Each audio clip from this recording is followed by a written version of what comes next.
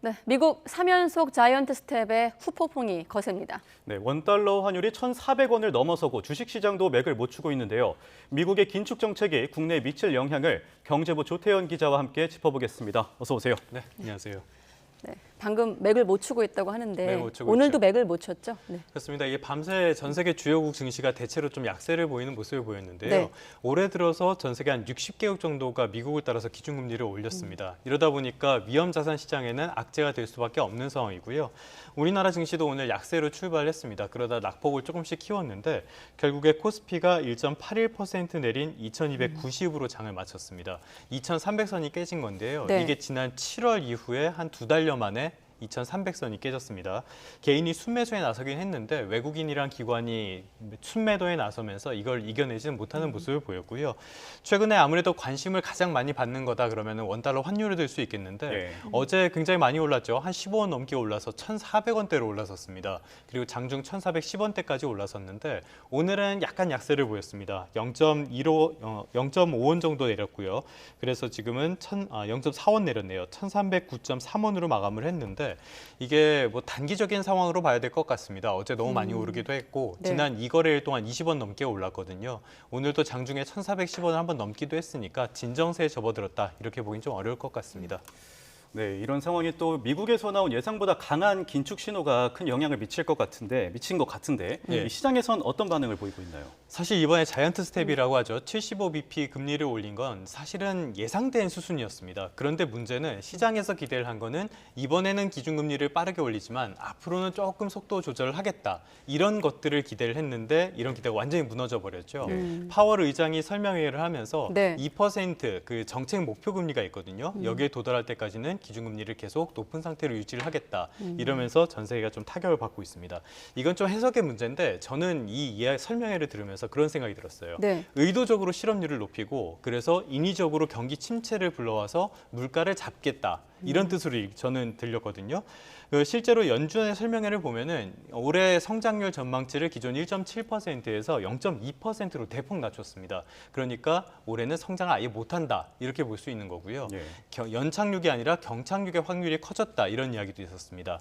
그러다 보니까 전 세계적으로 지금 경기가 차츰차츰 진정되는 게 아니라 한꺼번에 확 꺼져버리는 이런 것들에 대한 공포가 굉장히 커진 상황이다 이렇게 네. 볼 수 있겠습니다. 네. 자, 그렇다면 결국 이런 긴축 흐름이 물가를 잡을 수 있을 것인가 관건인데 어떻게 좀 예상할 수 있을까요? 이 물가라는 거는요. 물가가 오른다는 거는 통화의 가치가 떨어진다는 뜻입니다. 그러면은 기준금리를 높여서 기준금리를 높이게 되면 예적금 같은 데로 돈이 많이 쏠릴 거 아니에요? 네. 그럼 시중에 유동성이 줄어들고 그만큼 자금이 줄어들었기 때문에 가치는 올라갑니다. 이 과정에서 물가를 잡는다는 게 전통적인 수요 측면의 통화 정책이라고 볼 수 있거든요. 네. 그런데 지금은 그게 전부가 아닌 상황입니다. 예를 들어서 지금 우크라이나 사태, 코로나19 이후에 공급망이 망가진 것들, 이런 것들이 겹치면서 지금은 물가가 공급적인 측면에서도 많이 오르는 상황이라고 봐야 되거든요. 예. 또 미국의 물가를 보면은 많은 영향을 미친 게 집세 측면인데 물론 실업률을 올리거나 이랬을 때는 집세가 잡힐 가능성은 있지만 시간이 상당히 오래 걸리는 일입니다. 그래서 제니 옐런 재무장관이 걱정하는 것처럼 물가를 단기간에 잡는 데는 실패를 하고 경기 침체만 불러올 수 있다. 이런 우려도 나오는 게 사실입니다. 예, 정말 금융시장의 출렁이었는데 앞으로 어떻게 될지 궁금합니다. 앞으로의 금융시장 전망은 어떨까요? 알면 참 좋을 텐데 말이죠. 항상 드리는 말씀인데 거기다 지금은 전망이라는 게 좀 무의미하지 않나 이런 생각이 듭니다. 미국이 저렇게 기준금리를 빠르게 올리면 전 세계 투자 자금이 미국 달러로 쏠릴 수밖에 없고요. 또 경기 침체 우려가 커졌기 때문에 안전자산에 대한 선호 심리도 확대가 됩니다. 실제로 지금 미국 국채금리 같은 안전자산들의 금리가 굉장히 빠르게 오르고 있거든요. 예. 달러 역시 안전자산이기 때문에 지금 달러 상황은 오를 수밖에 없는 상황이다 이렇게 봐야 될 것 같습니다. 실제로 주요 6개 통화랑 비교를 한 그 달러의 값을 비교한 달러 인덱스라는 지표가 있는데요. 네. 이게 111을 넘어가지고 20년 만에 최고치까지 올라선 상태입니다. 그러니까 미국 달러를 제외하고 전 세계 모든 통화가 다 약세를 보이고 있다 이런 상황이라고 봐야 될 것 같은데요. 네. 지금 분명한 걸 좀 짚어보자면은 국내 증시나 환율 모두 우리나라 기업 그리고 나라가 가진 그 근본적인 체력들, 경제적인 역량들에 비해서는 너무 저평가돼 있다. 이거는 사실이라고 봐야 될 것 같습니다. 네. 또 미국의 경기 침체 우려까지 커졌기 때문에 이 강달러 현상이 마냥 오래가지만은 않을 것 같고요. 중기적으로는 어느 정도 좀 진정될 가능성이 있습니다. 그렇지만 단기적으로는 변동성이 굉장히 큰 시장이다. 이것 역시도 분명한 사실이라고 봐야 될 것 같습니다. 예. 네, 결국 한 달 만에 다시 금리는 역전이 됐고 그렇다 보면 우리 통화 정책에 미칠 영향도 주목이 되는데 국내는 어떻습니까? 빅스텝 가능성이 여전한가요? 한국은행이 지난 7월에 50bp를 올리는 그러니까 빅스텝을 단행을 하고 나서 이창용 총재가 설명을 할 때 이런 얘기를 했습니다. 이거는 굉장히 이례적인 일이다. 그래서 앞으로 경제가 경로대로 간다면 0.25%포인트씩 점진적으로 조정을 해나가겠다 이렇게 설명을 했거든요. 네. 그런데 거기서 전제 조건이 이미 좀 깨진 상태라고 봐야 될 것 같습니다. 미국이 굉장히 강한 긴축 시선을 내보내고 있고요. 미국의 물가도 예상보다 지금은 잘 안 잡히는 모습을 보이고 있습니다. 그렇기 때문에 어제 비상거시경제 금융회의가 끝난 다음에 이창용 총재가 기자들과 만났는데요. 0.25%포인트 인상의 전제 조건이 많이 바뀌었다 이렇게 설명을 했습니다. 이 얘기는 소위 말하는 빅스텝의 가능성을 열어뒀다 이렇게 봐야 될 것 같은데요. 네. 말씀하신 것처럼 그 기준금리 역전이 된 상황에서 앞으로도 더 벌어질 가능성이 크기 때문에 지금 상황에서는 어떤 형태로든 조치를 하기는 해야 되는 상황이다라고 보면 될 것 같습니다. 네, 이런 가운데 지금 전 세계적으로 미국과 한국뿐만 아니라 기준금리 인상 속도가 전 세계적으로 과속이라는 평가가 예. 나오고 있습니다. 이에 따른 부작용이 있을지 또 우려가 많을 텐데요. 있죠. 운전을 할 때 과속을 많이 하면 언젠가 사고가 나지 않습니까? 예. 기준금리도 마찬가지입니다. 엄청난 부작용들이 생길 수밖에 없어요.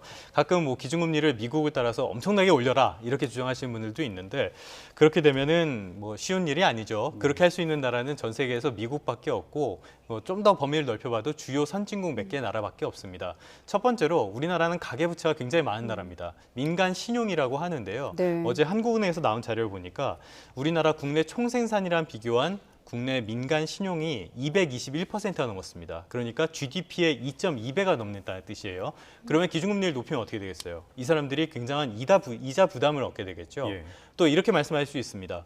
그 영끌족이나 이런 사람들의 문제 아니냐. 그런데 이자 비용이 늘어난다면 그만큼 어떻게 하겠어요? 소비를 줄일 수밖에 없죠. 네. 그럼 경제 한 축인 내수가 타격을 입는다는 뜻입니다. 모두의 문제가 돼요. 가계 소비 위축이. 그렇죠. 내수가 문제가 생기면은 가계 전반적인 경제가 문제가 생길 수밖에 없고요. 네. 근데 여기서 또 끝이 아닙니다. 기업들이 투자를 하려고 그러는데 금리가 비싼데 왜 지금 하겠어요? 그럴 이유가 없잖아요. 네. 그러면은 투자를 통해서 발생할 수 있는 고용 그리고 부가가치 창출 같은 것들이 다 미뤄지고 없어질 수밖에 없게 됩니다. 그러니까 경기 전반적으로 굉장한 타격이 불가피하다는 뜻이에요. 지금 하는 통화 정책, 미국이 하는 걸 보면은 미국은 어떻게 물가를 잡을 수 있고 버틸 수 있을지 몰라도 신흥국을 중심으로는 굉장한 타격이 불가피한 정책이라고 봐야 될 것 같습니다. 그래서 지금 정부도 굉장히 고심을 많이 하고 통화 정책 측면에서도 어떻게 다음번에 뭐 빅스텝이나 이런 것들을 고심하는 것으로 보이는데요. 근본적으로 지금 미국의 통화 정책에 대응할 정책 수단은 사실 없다고 봐야 됩니다. 그렇기 때문에 지금 정책 당국의 고심이 굉장히 깊을 것 같습니다. 네. 예. 뭐 상당 기간 지금 고금리, 고물가, 고환율의 악순환을 얘기하고 있는데 오늘은 그 중에서도 고금리에 관해서 경제부 조태영 기자와 분석해봤습니다. 네, 고맙습니다. 네, 고맙습니다.